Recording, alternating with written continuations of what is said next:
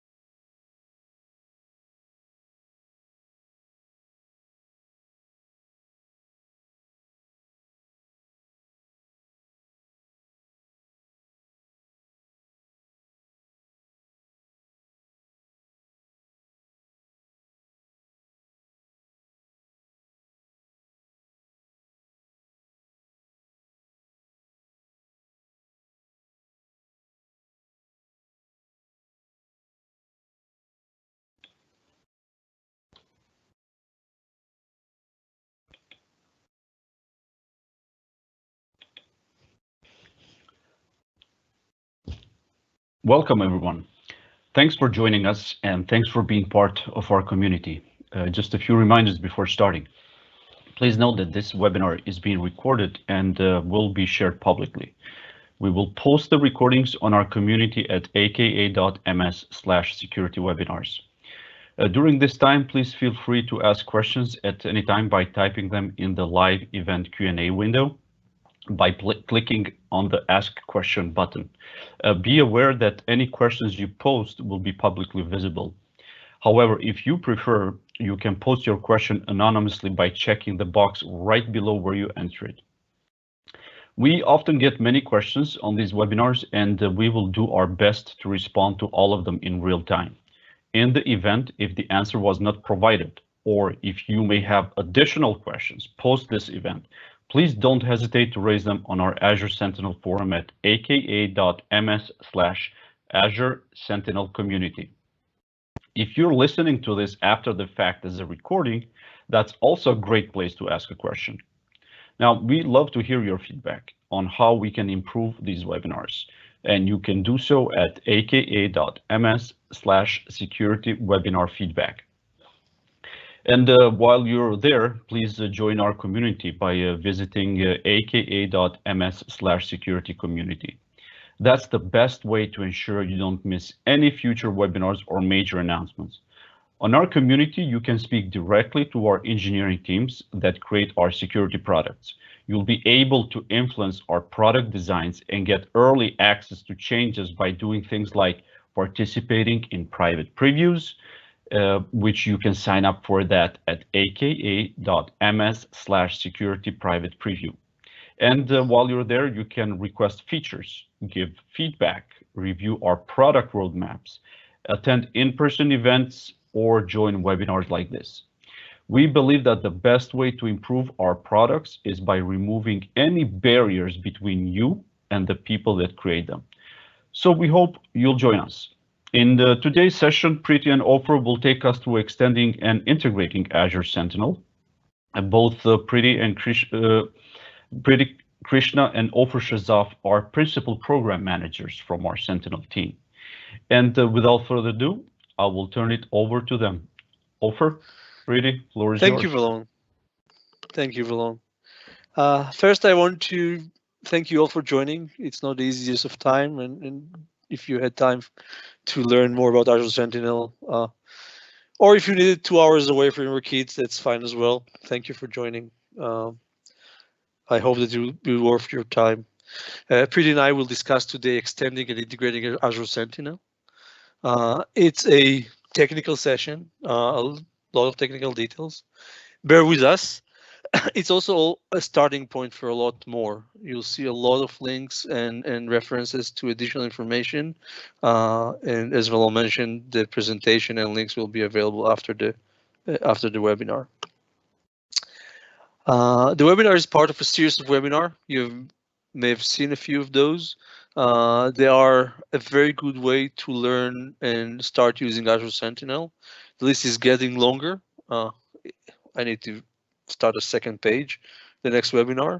If you want to learn about how to engineer and architect an Azure Sentinel implementation, how to measure incident response, how to write rules, how to use threat intelligence, the webinars and the accompanying decks are a great way to do that.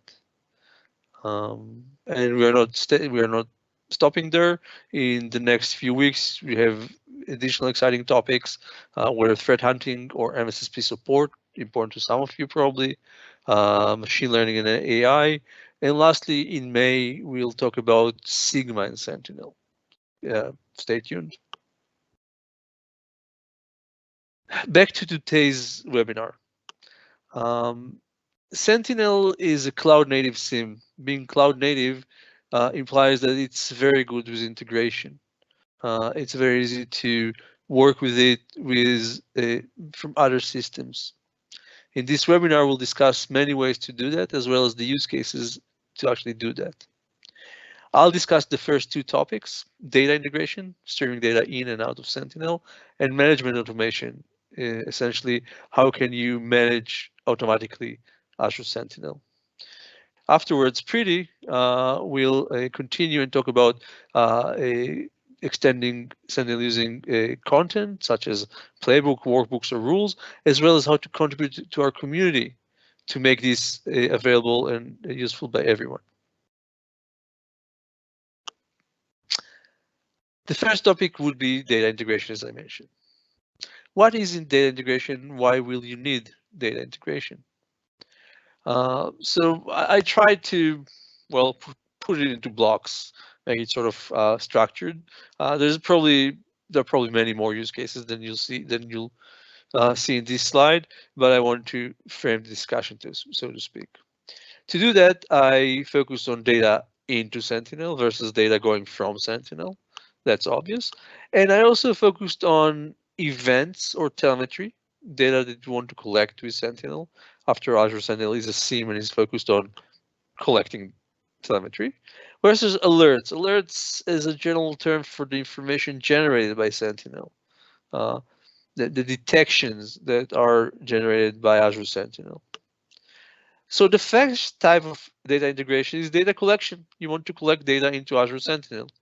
We'll discuss that in some length, of course. Secondly, you may want to send data from Azure Sentinel out. Why would you want to do that?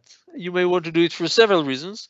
The top two ones is if you want to use your own data analysis engine on this data collected, do your own machine learning, use Spark and heavy computing, but also if you want to retain the data, usually for compliance reasons for longer term. Azure Sentinel supports up to 2 years of hot data storage. It's very useful, it's fast to access, it has a cost, and it is limited to 2 years. It's very large in terms of SIEM usage and the SOC requirements, but if you have a requirement to keep data for 7 years, for some reason, you'll need to stream it out to use it to keep it elsewhere, and usually for a lower cost. You may also want to stream alerts into Azure Sentinel.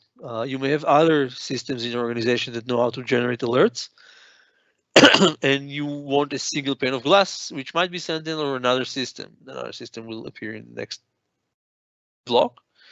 And to do that, you'll need to consolidate all the alerts from all the systems to a single system, say Azure Sentinel. So that's another use case for steering data in. In practice, technically, streaming in data or telemetry and alerts is pretty similar.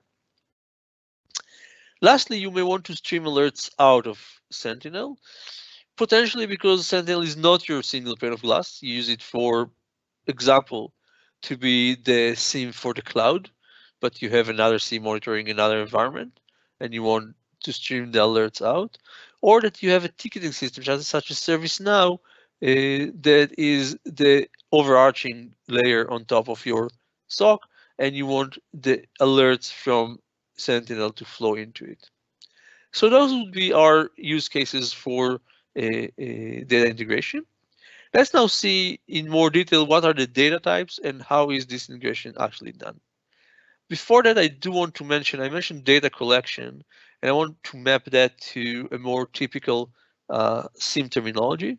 We provide with Azure Sentinel a variety of connectors.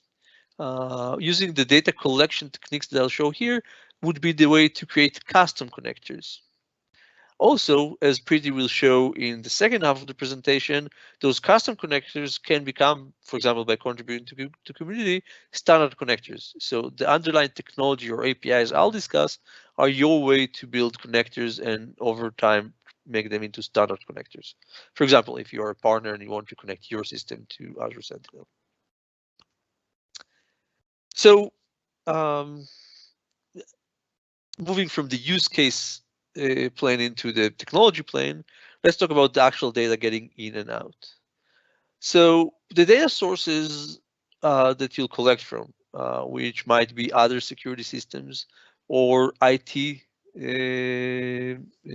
equipment or cloud resources, provide telemetry. Telemetry is usually divided into two types: events, the logs, things that flow out of those products, and you want to collect in a SIEM. It sort of is the basic functionality of a SIEM. But I don't want us to forget context information. So collecting data which is not about events or alerts, but rather about the state of the world. You want user info. You'll need user info because you want to correlate it with the events or the alerts that you have generated in Sentinel to prioritize them, to determine root cause. So getting data from a user repository such as AD or Azure AD would be a data source as well. Another type of context data source is threat intelligence, which we'll talk a bit about later. When you move data out, you can of course move any of the sources I just described on the left. So if you collected something and Azure Sentinel is your data lake, it's where you collect the data, you may want the data out. I mentioned retention and further analysis as the use cases. But in addition to getting out the same data that you got in, you may also want to get out data that is generated within Azure Sentinel. The most obvious entity which is generated in Azure Sentinel would be alerts, which technically we handle very similarly to events. They are just another data type within our data store, but also incidents. Incidents are different because they are live, they change. You can change their status, you can change their owner, you can add comments, you can add bookmarks to them. And all that data is of course very important also to get out to additional systems. When I talked about getting data to a ticketing system, it may be incidents.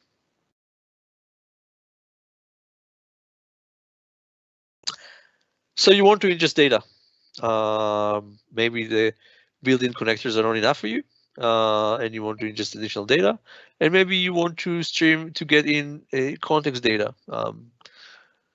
We have a very nice example we did in the previous webinar that was run by Caracol, in which we drove in to the system the list of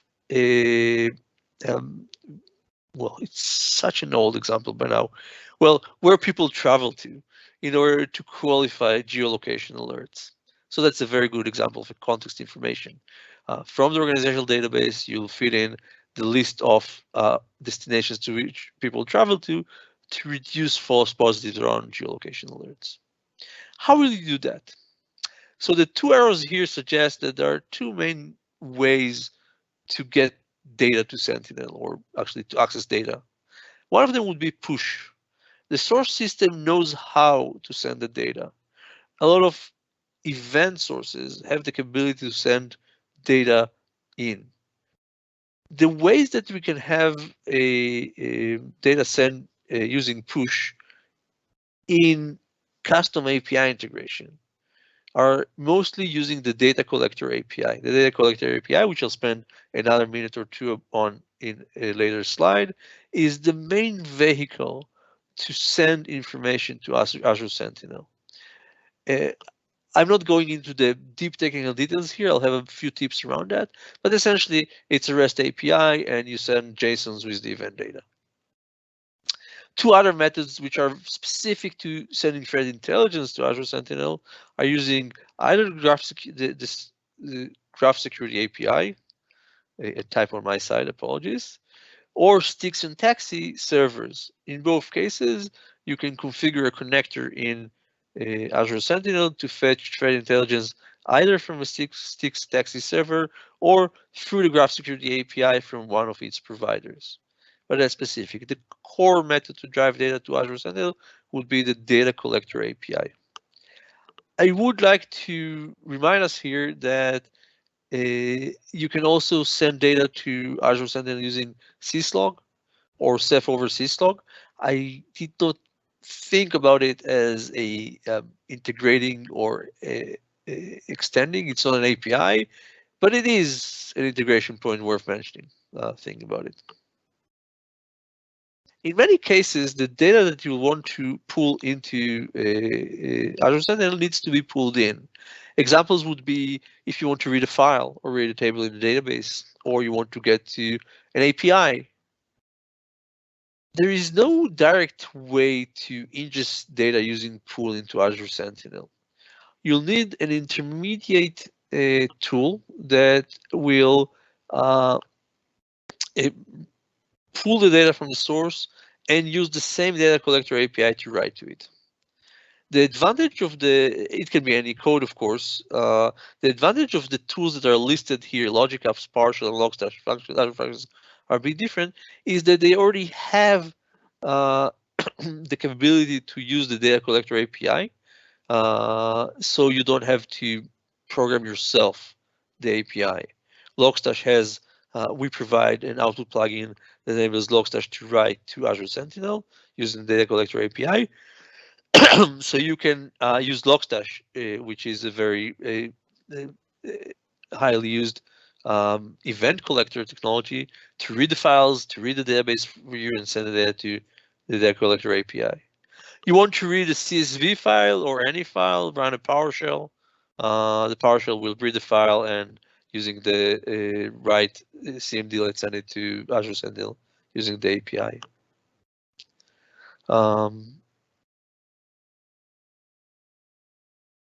A few tips, as you notice, the main integration point with the data collector API. A few tips about the data collector API worth remembering. First of all, the API can send a large number of events in a single call. It's very important for performance and optimization side, mostly on the client side, the VM or software which is running the API. It's a good time to remind us that of the options I listed before, Logic App functions and PowerShell can all be used serverless, PowerShell when used as an Azure function. Logstash is a very flexible tool, but requires running a VM. So you can send multiple records in a single call. using this REST API. There's a limit. It's, I think, 30 megabytes per call. So you do have to watch the size limit. You can send as much as you want, but you don't want to send a single event in each call. Secondly, there are two convenient headers to the RESTful API that are worth mentioning. One of them is that you can specify a resource ID. When data is collected to Sentinel from standard sources, it is always assigned a resource ID. There is a field in every table in Azure Sentinel called resource ID. And the resource ID serves for different purposes. The most important one is role-based access control. People who do not have access to Sentinel but have permissions over this resource are able to view the logs for it. You can do that also with custom data collector when you extend Sentinel by setting this HTTP header for your RESTful API post. So you need a valid resource ID, but you can include it in the same scheme and same RBAC capability. The second one is very important, time generated field. Your event will have usually a time field. And if you don't want the time the data is ingested to Sentinel to count as the event time, you have to set the name of the field, which includes the time generated value, and Sentinel will take this field to be the time generated field. Very important. I'm including here links. It's mostly useful for you when you use the data later on as part of the presentation. I do want to mention that we have the documentation for all those features, but we have many blog posts which outline how to actually use them, and you may find very useful. Let's talk about data egress, getting data out of Azure Sentinel. The first, as I mentioned with data ingress, you may want Azure Sentinel to push data out, and you may want to get data out of Azure Sentinel, depending on the target and depending on the capability set that we provide. I'll start with push. There are several ways to do push out of Azure Sentinel. One of them, as you can see here, is my one venture in this presentation into upcoming rather than available. That's why it's marked as private preview. You can stream data from different sources directly to storage or Event Hub. In general, if your source that sends information from Azure Sentinel is within Azure, it can send to Azure Sentinel, but it can also send to additional storage. This would be our solution today, essentially dual fitting, to get the data to an additional storage location, and using Event Hub to, well, whatever system you want. We are working on a feature. It's already in private preview to stream data from Sentinel, or I should probably say from Log Analytics, which is the underlying log management platform. This will enable streaming out any data type and not just those that support it natively. The obvious use cases are on-prem data types such as Ceph, syslog, and security events from Windows and Linux servers. One thing to make sure we understand about that is that it would also be on ingest. So the data is not streamed after a while or when deleted from the workspace. It's rather is forked when entering Sentinel. To pull the data out of Azure Sentinel, you can use the query API. The query API enables you to run a query against the data store and use the data. It's a very powerful way to get data out and analyze it yourself on demand, as opposed to the push method, which will stream out large chunks of data on an ongoing basis. You can use PowerShell or Logic apps. There are available connectors to Logic app and modules for PowerShell that enable you to not fiddle with the query API, but rather use it simply. And I also want to mention two other specific pull methods. Today, the query API does not support collecting incidents because the query API query information in the workspace. and incidents are not in the workspace. I'll mention here that that's going to change in the near future, so the query API will be able to get incidents data as well. But for now, you'll need the management API, which I'll discuss in the coming minutes, which enables you to manage incidents as well as to read them. And also using the Graph Security API, which I mentioned earlier, for delivering TI to Azure Sentinel, you can also get threat intelligence and alerts from Azure Sentinel and send them to other systems. Just to mention one obscure feature that was probably worth mentioning, steering from Azure Sentinel. I mentioned that we are going to introduce a feature in private preview now that enable you to stream from Azure Sentinel any data type. I did mention that many Azure sources enable streaming today. The screen here, which is for the diagnostics log for an Azure subscription, has similar screens or options for most Azure resources. As you can see on the right, you can define where the logs go to. The first option is send to log analytics, which is the way to send to Azure Sentinel. The two others are to send to archive, to storage account, or stream to an event hub. So you can usually send the data in parallel to sending to Sentinel, also to a secondary storage today, if it's an Azure resource. Two tips about the query API, which is again the main vehicle for getting data out of Azure Sentinel. One of them, it uses the Azure ARM API as a foundation. So you'll need to learn how to do Azure ARM API authentication, and it requires a service principal account in Azure AD with the right permissions. One of the blog posts I'm listing the next slide, written by Rin Ur, explains in detail how to use the query API and how to do the authentication. The second one I mentioned in brief in the previous slide is that it's not just events that are available for the query API. Alerts and bookmarks are also available as tables that you can query, and in the near future also incidents and comments, everything to do with incident management. And as promised, a list of resources around egress. Now that we talked in length about getting data in and getting data out of Azure Sentinel, I'll spend a few minutes talking about a different aspect of extending and integrating, which is management automation. How can you operate a Sentinel without a UX by automating? I think that in general, automation is the way of the cloud, and it's very important. Talking about use cases. So the quote on the left is something I got from a customer last week. He wanted us to be able to export rules, and asked them why they want to export rules, and they said that they want to manage the rules better. They mentioned they want to make sure that the rules are consistent and that the interval they run on are the same. Code management. Okay. And my take on that is, and that's the second use case here, that doing good code management would actually be better if you manage your content being the term referring to rules and dashboards, which we call workbooks or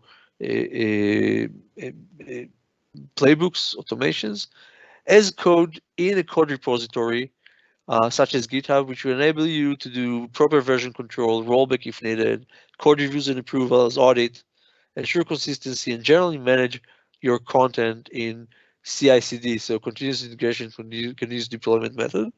I think that's the way of the cloud. Since Sentinel is very automated oriented, everything is API. This is very much possible. I until joining Microsoft, I worked on other SIEMs. I was a product manager at ArcSight, and a top request at ArcSight was always, how do I better manage my code, my content? And when you automate, that's possible. I'll show you in a minute how to do that. The other area in which automation is very important is deployment and configuration. So making sure that when you deploy new stuff, it's automatically connected. If you have multiple instances of Sentinel, they're managed together. This is very important in cloud environments, which are very temporary, ad hoc. Resources can come and go, and you want to ensure consistent SIEM operation. So For that, we have the Azure Sentinel Management API. It again uses the Azure Resource Manager, the ARM API framework, which means that it uses for authentication service principal with the right permissions, the same permissions you need for the UX variant of the same API. Some of the interfaces, such as managing alert rules and connectors, are GA. Others, and we hope to be GA shortly, such as managing incidents, managing entities, or bookmarks, are still in preview, public preview. You can use them. And the APIs are APIs. There are community PowerShell modules, for example, the one from Wortel. Thank you, Wortel, a Dutch partner of us, that enable you to do it using PowerShell rather than directly programming the API. Here's an example of the API in action, actually a partner working with the API to integrate. The company is SOCprime. They have a resource, a service called TDM, which is essentially a rule repository. They have many rules for Azure Sentinel. They also have a converter that enables you to convert rules from Sigma and other things to Azure Sentinel. They created an integration in which you input the information needed by the API. The first 3 lines actually are the service principal information that you have to create in your AD tenant. The last few items would be the workspace information needed by the API. They take this information and then they enable you in the next screen to just deploy the rule to Azure Sentinel. So behind the scenes, this deploy button runs the API using the features that the information you saw in the previous slide, and it creates the rule directly into the workspace. That's one use. The same API, the same deploying of rules automatically can be also used to manage rules, for example, across multiple workspaces, across customers, and in an automated way. Let's talk about it for a second. We have one of the Microsoft field teams created a framework around Sentinel, which enables you to manage all the content and configuration for Sentinel in a CI/CD manner. So Sentinel is a code. I think that's the way that they label that. The way it works is that you store in the example that we published in the blog post in a GitHub all the configuration. That's the way you manage. If you want to change rule, you change it on GitHub. You can use every GitHub feature that you have for managing code. And then GitHub is connected as the repository to Azure DevOps, which uses pipelines to feed automatically on pull request approval in GitHub to one or more Azure Sentinel workspaces. We think that that's the right, I think, don't want to generalize, the right way to manage content in the cloud world where everything is very dynamic. You may have a new implementation of Sentinel tomorrow because of a new project, and you want to deploy into it. It's also a good way to do professional content management, as I mentioned. Make sure you have version control, rollback, audit, approval process, etc. All that is available. It's used by customers. I can mention LinkedIn because it's an internal customer who is using that, but we have large organizations outside which are using that in order to manage code. Lastly, I do want to mention that some resources that we use are not Sentinel resources. They are part of Sentinel, but they are separate Azure resources. Examples are workbooks or Logica playbooks, and each one of them has its own method of automation. It's listed here. In the framework I presented in the previous slide, they are included, so it includes support for those as well.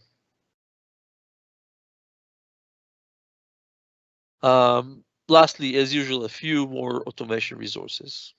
So to summarize, I presented to you the use cases for getting data in and out of Azure Sentinel, as well as the different APIs focusing on the data collection API that you can use in order to integrate.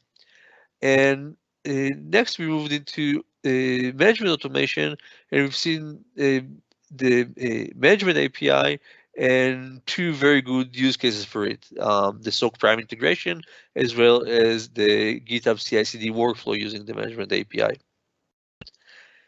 So with that in mind, I think it's a very good point to move to Pretty, and sorry Pretty for stealing a few of your minutes, I hope it's fine. It's probably not. Which will sort of talk about what you can actually use with those APIs to make good. Thank you all. To you, Pretty. Thanks, Ofer. I'll just switch screens.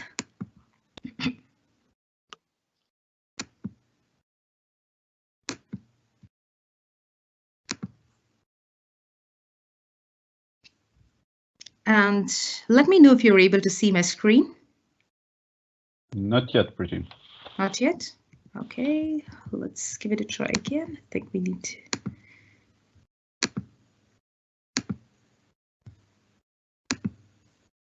Okay. Okay? Yes. Sounds good. So thanks, Ofer. And this is basically just continuing in terms of, we looked at how do you use the APIs to get the data in and out, and also manage like a Sentinel deployment and operations using different APIs as well. And now it's all about extending Sentinel for your scenarios based on content. And that's where the use cases for these are collection of data first, which is Ofer did cover the parts of where how do you get data in and out, and data connectors is the main premise for where you can collect your data. And the Sentinel product has a gallery of connectors, which comes inbuilt with Azure Sentinel. But at the same time, you can go ahead and build your own custom data connectors using the data collection API or other Azure functions and so on and so forth, and bring your data into Sentinel and have that as a connector. So that's one use case. So once you get the data into Sentinel, what else can you do with the data? That's where the next scenario is all about monitoring your data and also detections so that you can derive meaningful insights out of that data. With that, we start into you can build dashboards to gain visibility into your data, which is basically workbooks.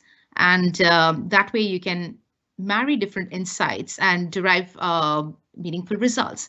For example, you can merge in sign-in logs and security events, security alerts to actually gain visibility into what specific sign-ins, what specific alerts got generated, and the user context, which will be provided by the sign-in logs. So that way you can get immediate visibility into your data sources.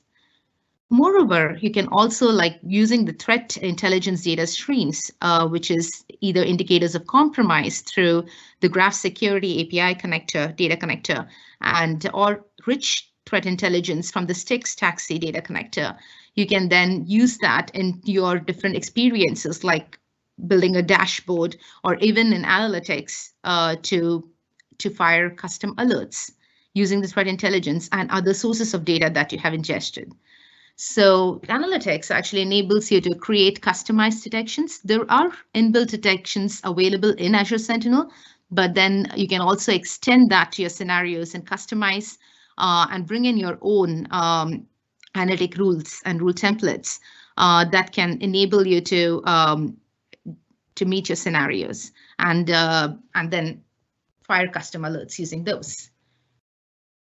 Similarly, there are detailed hunting experiences in Azure Sentinel as well, which can be enabled using hunting queries or advanced hunting capabilities using Azure Notebooks. Again, there are inbuilt notebooks and queries available in Sentinel, and you can also customize and bring in different queries or notebooks into Sentinel for your scenarios too. That gets us to once you have monitored and kind of have custom detections available, built in Sentinel using analytics and hunting, the outcomes of that can be tracked as incidents in Azure Sentinel. And these incidents can be investigated further using investigation graph, which also enables you to bring in customized exploration queries or investigation queries that you can build and expand the scope of your investigations too. Furthermore, all of these, there is automation running capabilities available across the board, where it starts from even enriching your analytics. For example, if you have alerts or incidents, if you want to get more enriched information, you can leverage Azure Logic Apps, playbooks built in Azure Sentinel or your own to enrich those alerts and incidents as well. Similarly, you can even remediate your incidents in an automated manner using investigation and remediation workbooks too, playbooks too. So all of this is backed by community. So there's content built by Microsoft. There is content built by Microsoft partners as well, and there is community content also available that in Azure Sentinel for all these use cases. And that's where sharing and collaborating on the GitHub community enables to build richer set of scenarios across the board. With that, let's get into the Azure Sentinel community. So Azure Sentinel community members are called as threat hunters, Azure Sentinel threat hunters, and threat hunters can actually go about sharing visualizations or dashboards, workbooks, which are called workbooks in Azure Sentinel, or automated workflows or playbooks, or hunting queries, investigation queries, and so on and so forth. And this also gets deployed in Azure Sentinel, made available to different Azure Sentinel customers as well. So there's broad scope for these contributions of content. The Azure Sentinel community is also backed by a rewards and recognition program so that contributors feel motivated to continue contributing to Azure Sentinel. So how does the rewards program run? It's basically there is a wish list of items that gets published at a cadence, and any threat hunter can pick up any wish list item from that and then deliver it and get rewarded for it, which ranges from a monetary value of $250 to $1,000 per contribution. There are more details on that, and we also have an ongoing recognition program for top community contributors as well. This is backed by social and blog posts and everything too. So getting started on content development itself, it's a three-step process. There is development involved. Definitely, there are multiple contribution types that one can build content on to extend Azure Sentinel scenarios, and these will be in the like workbooks or playbooks or rule templates, logic app connectors, and notebooks, and each one of these has step-by-step detailed contribution guidance. Ofer did mention about the DevOps and how do you enable that in terms of the development cycle, right? Like you plan, you build, you code, you build, and then you test. So that's the process we also follow in the public GitHub. And the testing is enabled by automated GitHub test validations using Azure pipelines. So this is something that you can directly leverage in your customized deployment as well. And also add more to the community in terms of adding specialized tests for your custom scenarios too. There are detailed step-by-step guidance in terms of how can you add more to the test and how this has been implemented too.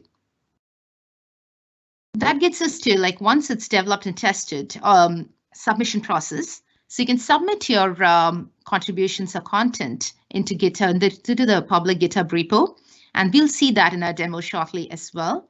And once you submit your PR, automated Azure pipelines validations will run in the background, and that way testing is automatically enabled as well. So that's there, and the Azure Sentinel team merges and reviews and merges the pull request. The AKMS Threat Hunters is a very valuable resource for the community that takes you directly to the community wiki, and from where you can get started on all of these and get a link to all the detailed contribution guidance, including product documentation as well. With that, let's switch over to our demo of building content in community.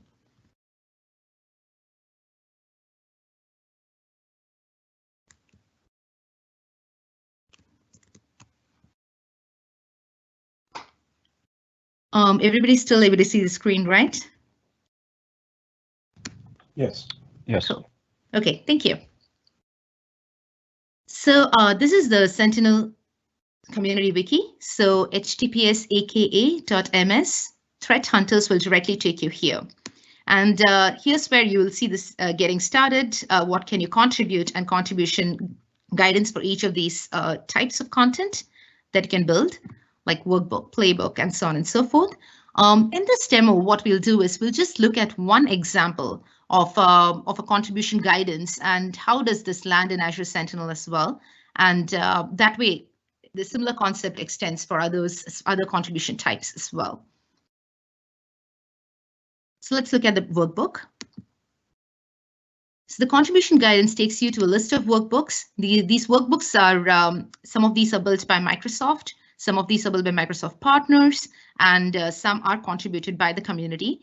And they are either built on just one data source or a mix of multiple data sources. And there is step-by-step guidance in terms of how do you really go about contributing a new workbook, and how do you do your pull request as well in the repo. One of the main concepts here is Azure workbooks is Azure Monitor workbooks. Details are also available in a tutorial in terms of how do you go about and connect different sources and how do you create new workbooks. There is step-by-step guidance that is linked off this workbooks guidance as well.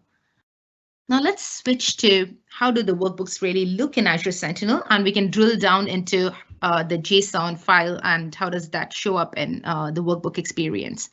So this is Azure Sentinel itself, and this is the workbooks gallery in Azure Sentinel. So any contribution that you do in this workbook repo, in the GitHub repo in Azure Sentinel, will land out here in the Azure Sentinel gallery after the pull request is reviewed and merged. Now, just taking an example of, there are multiple workbooks here. You can just select any and then view save workbook, and that will actually get you to the workbook itself. In this case, this is an example of a Palo Alto overview workbook where you can see different types of activities from Palo Alto firewall logs and the trend over time and more insights. So the main point out here is you can go about and edit any of these workbooks, and basically each of these is powered by Kusto query language queries, so KQL queries that you can build and customize accordingly, or you can even start building a new workbook with different data sources too. So each of these blocks in the workbook is customizable and it is editable too. So if you just look at one of these as an example,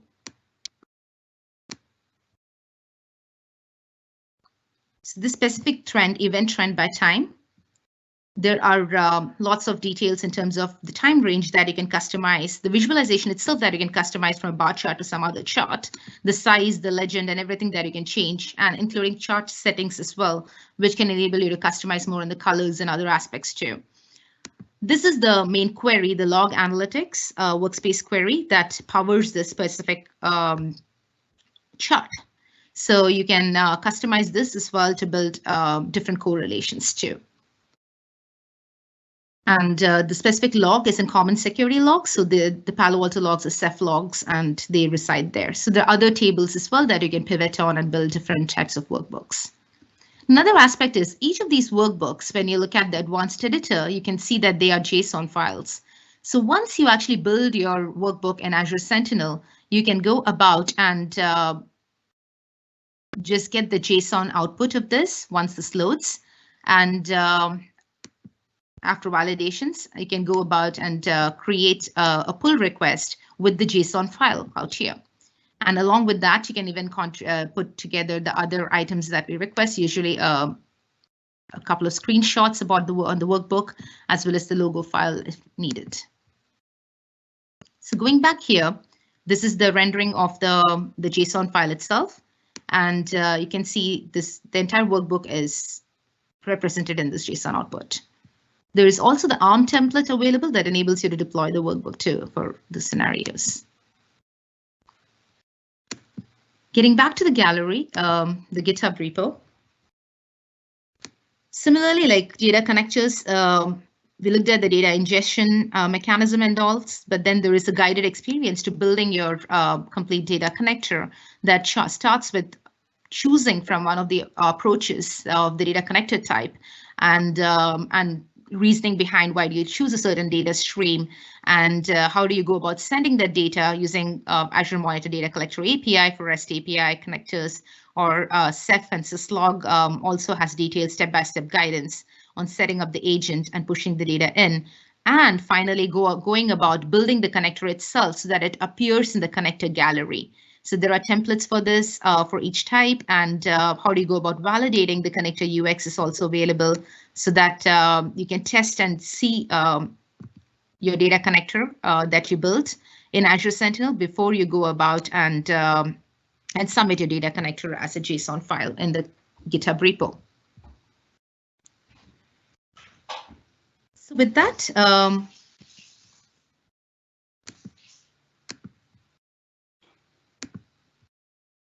getting back to this, thanks for joining us. Any questions? Thank you, Preeti and Ofer. Yes, we do have some unanswered questions here that will go. So the first one is a question with a sub-question. Any cost associated to use the data collector API and any limitation on number of API calls? So Azure Sentinel cost in general is based on data ingested through any connector. We measure the amount of data that is ingested and stored in the workspace. That would also be the cost of ingesting through the data collector API. There are several limits to the API. I mentioned one of them, that each call can be only 30 megabyte, but there is no rate limit. Thank you, Ofer. And the next one is any view on when the ServiceNow SIR integration with Microsoft Graph API Sentinel moves from public beta mode? So I can take that one. The ServiceNow integration with Azure Sentinel, powered by the Graph Security API, is in private preview currently. We're working with the ServiceNow team to get it to land into general availability. And stay tuned for that. It should be in a few months. Thank you, Preeti. I want to add to that we are also working on a logic app connector to ServiceNow on-prem, for those that seem interesting too. Great. Thanks for that information, Ofer. Moving on to the next one. Can you stream the raw source events using the private preview stream from Sentinel feature? So it's a private preview feature. It doesn't cover all data sources yet.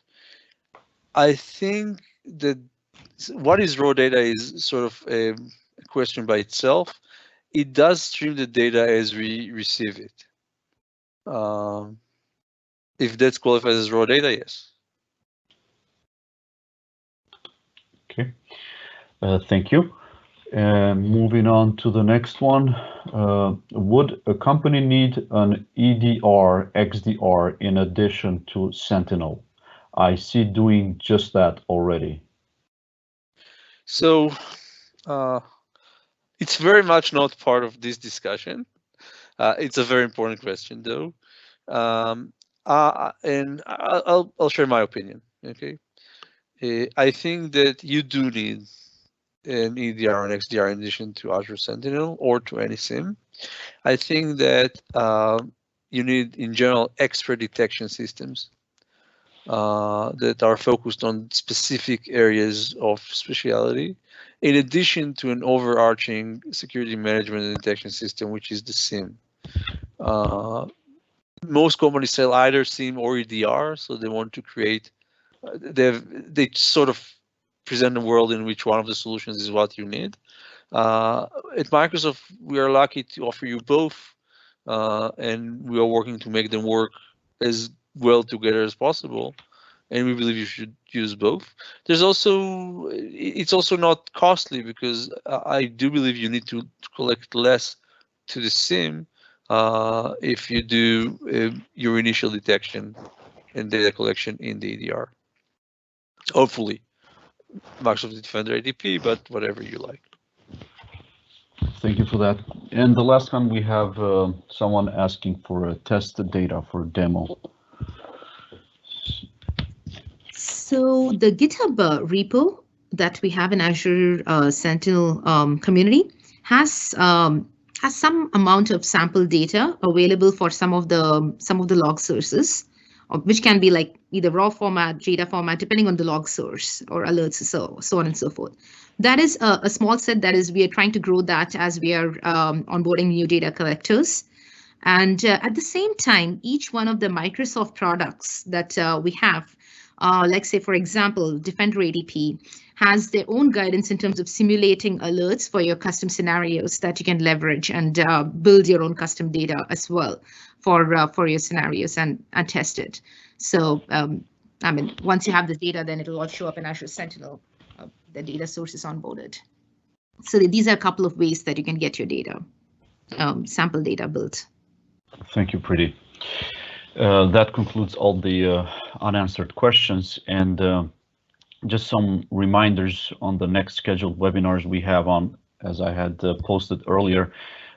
This coming Thursday, April 2nd, we have a Microsoft Defender ATP end-to-end security for your endpoints. And then we have back-to-back Sentinel webinars, one in April 20, MSSP support, and then April 22nd, the threat hunting AWS using Sentinel. And for details and registrations, as I have posted it, please visit aka.ms/security webinars. And we're also finalizing the pipeline for May. I think Ofer showed an example or API example that we have coming up. We'll have a deep dive on the Sigma with SOCprime company integration sometimes in May. In case we missed to answer your question, or if you have additional questions, you can visit us on Azure Sentinel forum at aka.ms/Azure Sentinel community. Thank you, Preeti and Ofer, for an excellent presentation. Thank you to the rest of the team who helped answering the questions. And most of all, I would like to thank all of you for being part of our community and for joining us on these webinars. And we are hoping to see you next time. Goodbye.